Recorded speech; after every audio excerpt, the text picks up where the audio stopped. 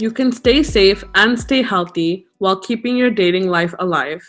Today, we will be talking about how you can continue to mingle during a pandemic. Just as a disclaimer, we are in no way, shape, or form encouraging going out and dating during this pandemic. In this podcast, we will instead be talking about virtual dating tips and how to keep your juices flowing while maintaining social distancing. Yeah, there are definitely some red flags to be mindful of when online dating. I'd say definitely trust your gut, be intuitive, which requires you to be self-aware. That you have to do through learning about your own thought process, your emotions, and why you feel them. I'd say definitely dig a lot deeper. It could be as simple as journaling what you're feeling in the moment, and then ask yourself why keep it, or ask yourself questions until the answers come. TT and I have talked a lot about this for sure. And one thing we recommend is at least getting to know a person for a week and test the waters and go from there before you make any sort of further commitment to see if you want to continue this interaction or not. One of our friends, Nora, had a lot to say about this. In terms of people dating right now, I don't think my response would be as positive as someone would like it to be. I think that those who are already in a relationship, they can keep up seeing one another in person, I guess. I don't know, depending on their situation at home, like who's living with them and what the risks are. Like maybe perhaps they're living with someone who is over the age of 70 or 65, whatever it is. Or maybe they're living with someone whose immune system is compromised. I think they should be more precautious about that and keep that social distancing. So going back to dating via webcam, there's so many different technological advances that we're so lucky and fortunate to hopefully have access to. So I think people can continue dating in that sort of fashion. Maybe not physically as we would like to, but we can do it via the web or talking on the phone. In regards to advice, just like I said, with the whole video camming conversations that you can do, I mean, look at that. You can continue to have or engage in different activities with the person that you're interested in. Like there's Netflix, watch TV. What else is there? I'm sure there's so many different types of games out there that you guys can play together from a distance. There's so much to do.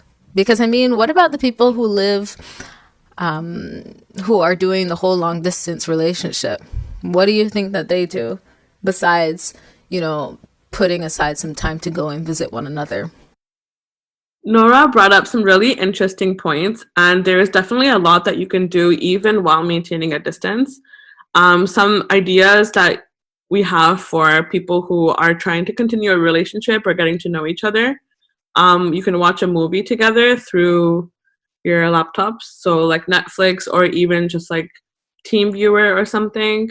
You can also play computer games together. You can have a romantic candlelight dinner or even a casual dinner through FaceTime. You can also do photo shoots. I did this with my boyfriend at the time, and we would just like basically take screenshots. And one thing is also sending each other stuff. So with Amazon and like food delivery services, there's so much that you can do. So if you're talking to a girl and she's like, oh, I'm craving bubble tea, you can sort of like send that to her as a gesture of love. Doing all of these things really helped my long distance relationship stay strong until we got to see each other again. One classic game that we especially loved was 21 Questions while having a virtual dinner or drinks date. There's even that New York Times article that I've seen called 36 Questions That Can Make Strangers Fall for Each Other. It's arguable whether it really works or not, but it's really a fun set of questions to start with. So TT, I was curious to know, do you have any go-to conversation starting questions? I do actually. So I love to travel and I'm always curious about animals and their language. So two of my go-to questions that I ask people are if you could travel anywhere right now and money wasn't an issue, where would you go and why? And then my second one was if you could be any animal in the world, which one would you be and why? Those are actually really great questions. Is there any reason why animals are involved? Yeah, because I don't know. I always wanted to be a different animal or an amphibian so that I can breathe underwater or learn to adapt to different situations.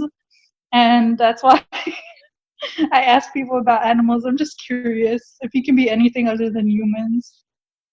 Yeah, that really does bring out a lot though, because like the animal that they choose can kind of like express the type of person they are as well. So these are all tips that you can use whether you're getting to know each other or even if you're like already in a relationship.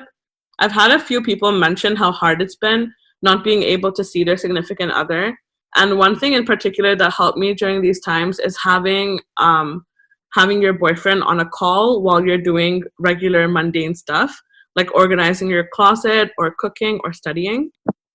A lot of my friends happen to be in relationships, and some of the things they said they do are the following. So one of my friends named Blair, she said her and her boyfriend, since he moved back from Vancouver, but his dad came back from Asia, he was gone for 3 months. So she wasn't able to see her boyfriend, but instead what they did was she would sometimes go visit him, or on weekends they would just video chat and text.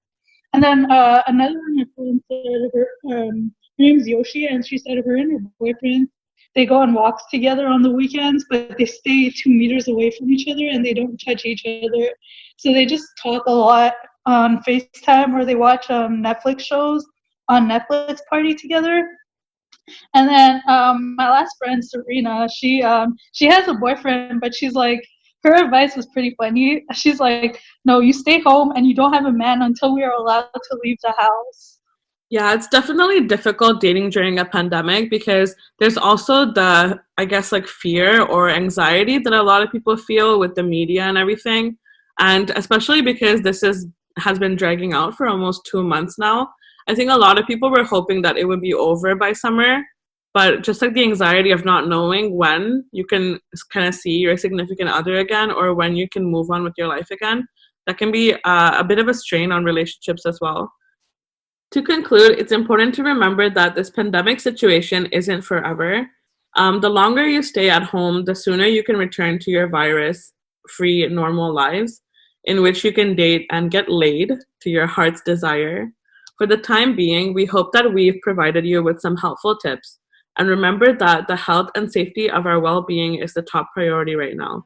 Stay tuned for our next podcast for tips on sexting.